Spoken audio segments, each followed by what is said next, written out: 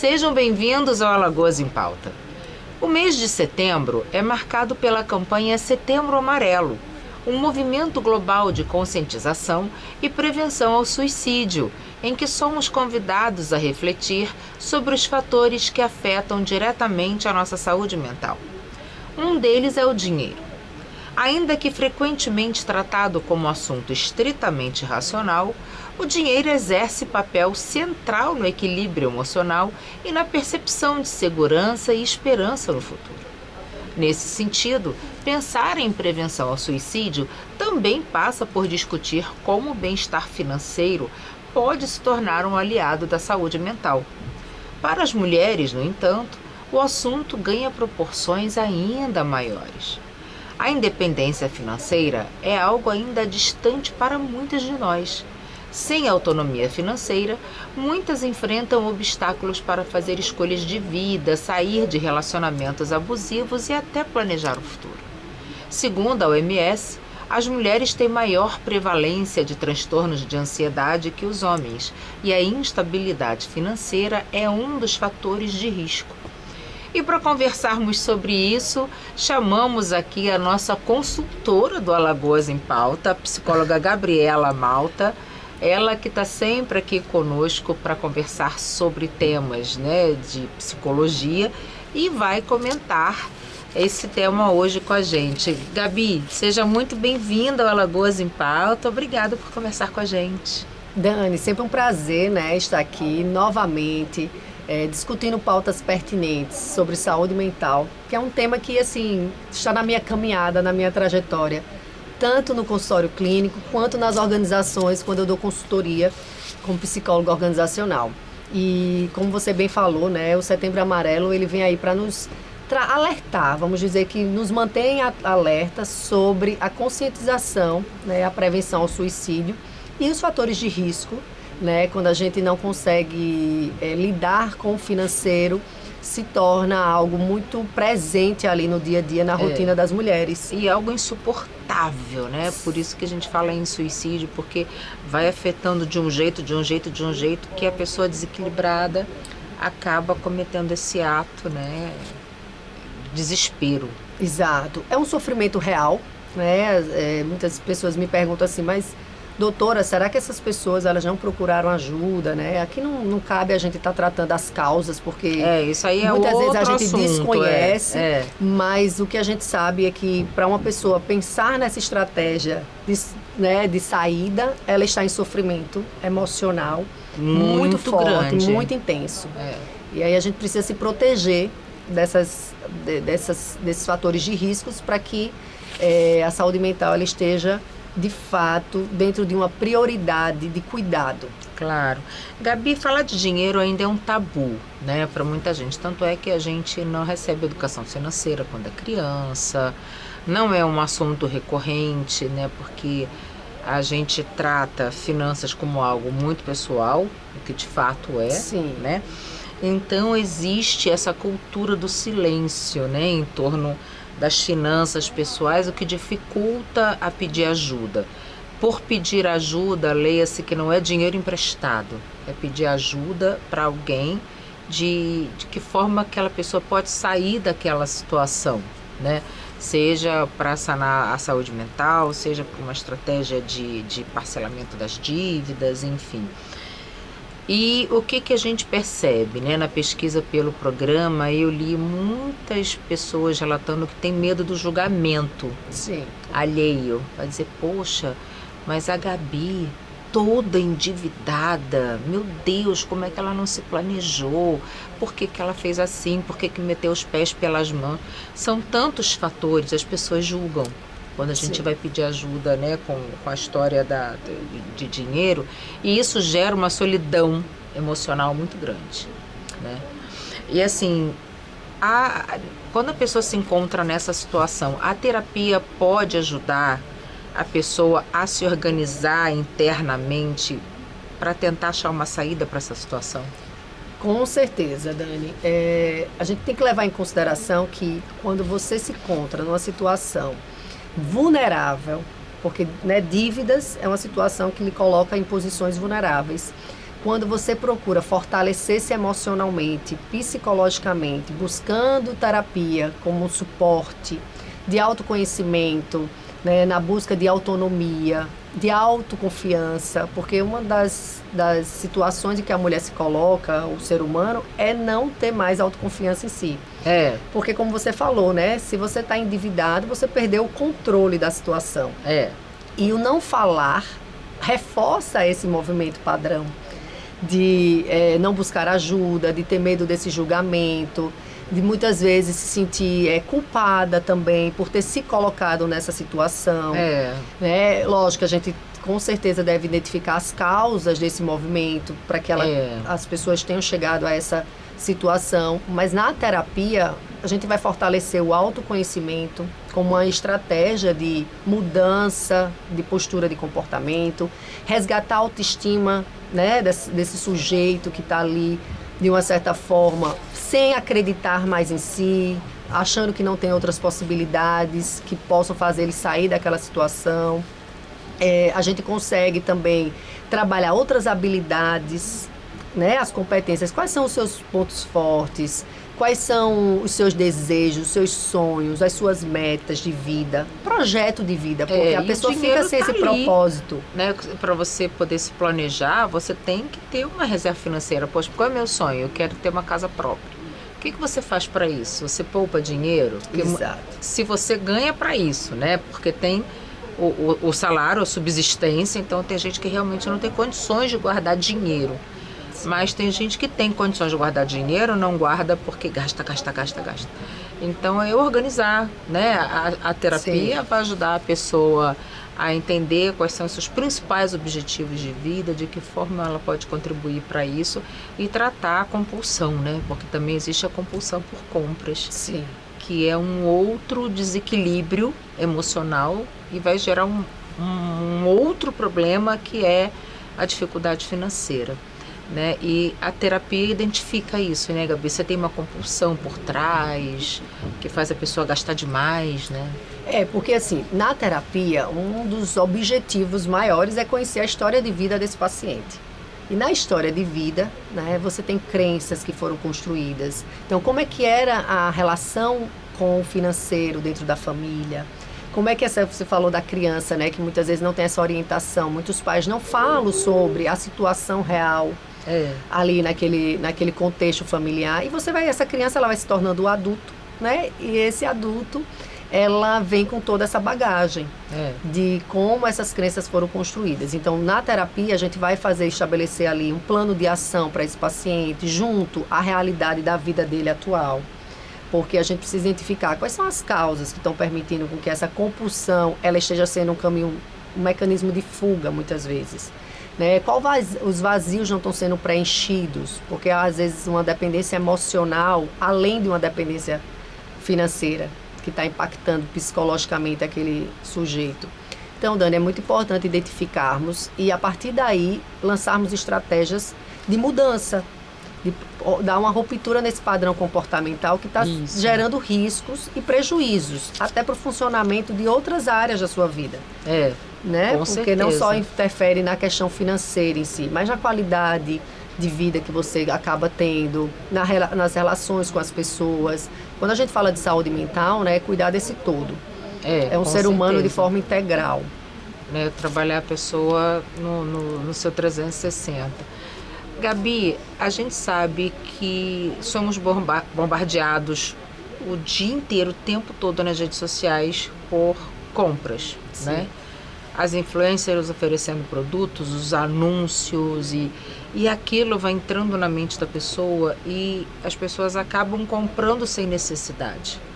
Comprando até o que já tem, né? Porque aquilo entra na mente da pessoa e vai promovendo uma espécie de compulsão mesmo, né? As redes sociais, elas vêm contribuindo, né, para que várias pessoas almejem um padrão de vida incompatível com o salário que elas ganham, né? De que forma a gente consegue se proteger disso? Assim, porque é muito difícil, porque o algoritmo entrega tudo aquilo que você gostaria de comprar. Sim. Né? Então, o autocontrole, o autoconhecimento entra, ele é o papel do autocontrole, do autoconhecimento, resistir a todas essas tentações das redes sociais? Dani, quando você passa a se conhecer, eu digo no oculto e no profundo, né? Porque de maneira superficial, muitas vezes a gente se demonstra, né? Como você falou, o algoritmo ele faz uma triagem daquilo que você gosta. Então é aquele tipo de informação que você vai mais receber como um incentivo à compra. E aí quando você não está fazendo um link com quem você é, com o que você pode gastar, qual é o seu momento de vida atual, você vai acabar agindo por impulso, você vai acabar agindo para atender uma necessidade momentânea. Então, se blindar, né, desses movimentos de consumo, de estar visitando sites, de estar visitando pessoas que muitas vezes se tornam ali influência para você, para que você acabe tomando decisões precipitadas. É uma maneira, assim, de você evitar, já que você entende que você não está tendo uma vida que caiba fazer algumas tomadas de decisões assertivas. Então, a terapia, né, quando você está buscando ajuda profissional, você tem a oportunidade de estar acessando, inclusive, tudo aquilo que é favorável para você e aquilo que é desfavorável. Eu costumo dizer que quanto mais você se conhece, mais decisões assertivas você toma ao seu respeito. Claro. Né? Inclusive, a escolher essa decisão pela compra assertiva. Então, dá uma olhadinha, por exemplo, no seu guarda-roupa, ver o que é que você, naquele momento da sua vida, você está se gostando, está precisando. Às vezes a gente tem uma crença de que eu era assim, eu vou continuar sendo assim, eu preciso estar refém a situações que hoje você já não precisa mais. Uma coisa que pega bastante é a comparação. Né? A comparação com o outro. Então você se distancia de você para se aproximar do outro. Quando na verdade é o contrário. Você precisa se aproximar de quem você é, internalizar os seus desejos, as suas metas, os seus sonhos e saber diferenciar o que é do outro. Então isso é uma forma de você estar se blindando também para esse movimento de compulsão. Claro, sem dúvida. A gente sabe também que a dependência financeira, ela pode prender mulheres a relações tóxicas ou violentas, né? No seu consultório, você tem pacientes que tenham esse problema, assim, mulheres com relações dependentes financeiramente, ou porque não querem perder o padrão de vida que tem, ou porque não tem uma profissão, ou porque não tem um trabalho, e aí elas ficam, né, naquele círculo vicioso ali de relações tóxicas e não conseguem sair, né? Isso é relativamente comum hoje em dia ainda, né? As mulheres, eu não digo as pessoas de baixa renda, que a gente sabe que infelizmente é muito recorrente, né? As mulheres que são donas de casa, criam seus filhos e ficam ali sujeitas porque não tem como sair, né? Mas de uma forma geral, você percebe que isso acontece com bastante frequência? Dani, acontece sim, com muita frequência. Inclusive não só relacionado ao parceiro ou à parceira, nessa dependência emocional, afetiva, financeira com a parceira. A gente lida com eu atendo público adulto, jovem, né, casais, atendo gestantes, porque aí do plano familiar acaba, né, planejando o nascimento de um filho. E a questão financeira é uma problemática que está muito presente, né, na dinâmica do contexto de vida dessas pessoas. Então, assim, se você parar para pensar, até uma relação de dependência financeira vai gerar grandes impactos psicológicos, porque aquela pessoa ela fica refém a situações de submissão, né? Ela perde essa autoestima, que é o valor sobre si. Ela passa a ter sintomas ansiosos, sintomas depressivos, com a sensação de incapacidade, né, para a tomada de decisões, a sensação, muitas vezes, de que ela pode ser abandonada ou rejeitada.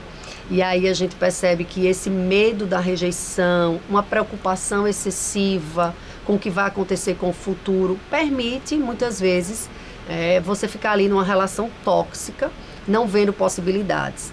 Levando em contrapartida para um pensamento ali de um jovem que mora com seus pais, por exemplo, também existem situações abusivas, né, na relação parental, quando esse pai às vezes chantageia, quando o filho quer sair de casa, ele já tem condições financeiras, mas ele se vê refém do cuidado ali pelos pais e até um senso de gratidão, né, pela vida, pelo que ele teve de ganhos ali nessa relação. Então, são muitas formas de você se manter ali preso, vivendo muitas vezes uma vida infeliz. Uma relação tóxica. Uma relação tóxica que, com certeza, faz com que você não tenha forças. Eu falo que dentro de uma relação tóxica, um dos pontos mais, assim, que deixa você mais abalado é você não se perceber que você é capaz de sair dessa situação e conquistar coisas novas. Isso é muito complicado, assim. Uma sugestão que eu dou, e eu tenho até o caso de uma amiga que levou 10 anos para sair de um relacionamento, porque levou esse tempo para juntar algum dinheiro. Sim. E ela sempre trabalhou. Sempre, né? Executiva de multinacionais, mas assim, quando a pessoa é casada, você põe o dinheiro em casa, é viagem com a família, é isso e aquilo. Então acaba que o dinheiro não é só seu, é um dinheiro nosso. Sim, né? familiar. É nosso. Então, para que ela pudesse se manter o padrão, né? Manter as filhas, ela precisou desse tempo para se organizar financeiramente. Então a pessoa fala, eu preciso levar esse tempo todo. Não precisa, cada um tem um tempo, tem um projeto, tem, né? Cada um tem um processo, mas assim, se a pessoa está numa relação tóxica, é interessante parar para pensar e dizer assim, é o dinheiro que me prende aqui? Se for o dinheiro, o que eu posso fazer para mitigar isso? É tentar ganhar mais? É tentar fazer uma outra atividade? É tentar economizar para não gastar tudo que eu ganho, né? Com besteira, com coisa, enfim. Mas é importante, né? Fazer essa reflexão, saber o que prende a pessoa a essa relação tóxica. Criar estratégias, né? Criar estratégias para você sair de uma situação em que você está ali percebendo diariamente que você não está se fazendo bem, que não está confortável. Mas também existe um outro ponto que eu queria levantar aqui, Dani, que muitas vezes as pessoas se apropriam da dependência financeira por medo, né, e segurança pessoal. Também tem isso. Então, a dependência financeira acaba sendo um pilar a mais. Uma desculpa. E você fica ali naquele movimento. Não, mas será que se eu sair, né, eu vou ser vista no mercado de trabalho de uma forma valorizada? Será que eu tenho competência para isso? E se eu não tiver esse padrão de vida que eu costumo ter, e como é que eu vou sobreviver a essa situação? Então, além de, lógico, tomada de iniciativa para que você vá buscar, né, uma forma de você atuar ali para planejar as suas finanças, os seus gastos, para economizar, para encontrar novas possibilidades, né, usar a sua rede de apoio para isso também, né, se comunicar com os amigos, se comunicar com os familiares. Falar sobre a situação vai fazer você ter mais ferramentas de suporte. Então, às vezes, você está escorando ali um movimento também de dependência mais emocional até, né? De não se ver sem aquela relação, até pelos anos de construção ali, a dois, né? Como eu falei, da questão até do jovem que quer sair de casa, que tem esse planejamento, mas que se vê muitas vezes preso a uma situação até dos pais na velhice. E você tem como dar um suporte sem que você esteja ali totalmente refém, né? E tem gente que usa, né, o dinheiro como uma ferramenta para fazer chantagem. Também. Né? Então usa esse emocional, né, e fala, poxa, mas você vai sair de casa, você vai perder o padrão que você tem, né? Como os pais com filho único, por exemplo, que não quer que ele saia do ninho. Sim. E aí usa isso. Olha, você vai sair de casa, você vai ter que pagar aluguel, você vai ter que pagar suas contas, você vai ter que se bancar, aqui você tem tudo. Mas chega uma hora que a pessoa tem que fazer esse movimento. Né? É o crescimento, isso significa crescimento.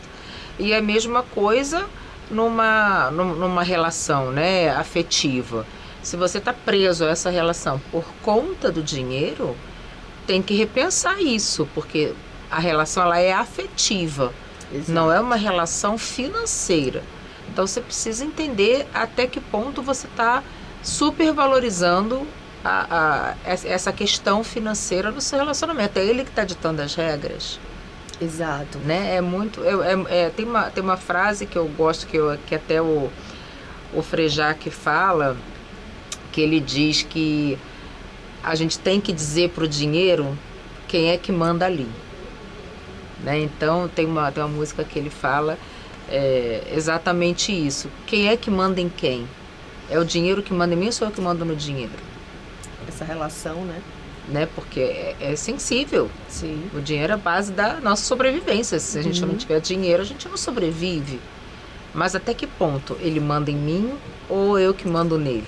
Né? Então, eu acho que é interessante a gente pensar sobre isso. E a terapia ajuda muito, né, Gabi, nessa busca do equilíbrio, do bem-estar. As pessoas procuram muito, assim, quando vão ao seu consultório, além do próprio equilíbrio emocional. Mas as pessoas trazem essa questão financeira ou é tabu mesmo, como eu falei no abre do programa? Geralmente sou eu que convido para pensar sobre esse tema. Porque com certeza ainda é um tabu. Dos pontos que, até na terapia de casal, eu convido o casal para falar. E quando eu pergunto, como é que está a relação financeira de vocês? Ah, doutora, aí é com ele e aqui é comigo. Se exime, né? Se exime. E aí quando a gente percebe que tem muitas coisas dentro da relação mal resolvida, mal elaboradas, vem aí também dessa questão de não ter transparência. Né? Transparência para o casal, entender, identificar até que ponto isso não é um assunto em comum. Isso deve ser compartilhado, até porque a relação, como você bem trouxe, é a dois. É uma relação afetiva de troca. Né, Dani? Pra você ter noção, eu tinha uma paciente minha que ela dizia assim, eu ficava observando o dia que o meu marido chegava em casa feliz e não chateado para eu pedir alguma coisa a ele. Porque eu sabia que no dia que eu pedisse alguma coisa que ele não tivesse bem consigo mesmo, eu ia estar recebendo uma enxurrada de agressões verbais ali, eu ia estar sendo vista como uma incapaz, eu ia estar sendo vista como uma pessoa que não tinha condições de nem se sustentar. Então imagine quanto sofrimento para essa pessoa, ela ter ali ao lado dele um parceiro, né, que ela poderia, é assim que ela deveria considerar, e ele era um fator de ameaça para ela.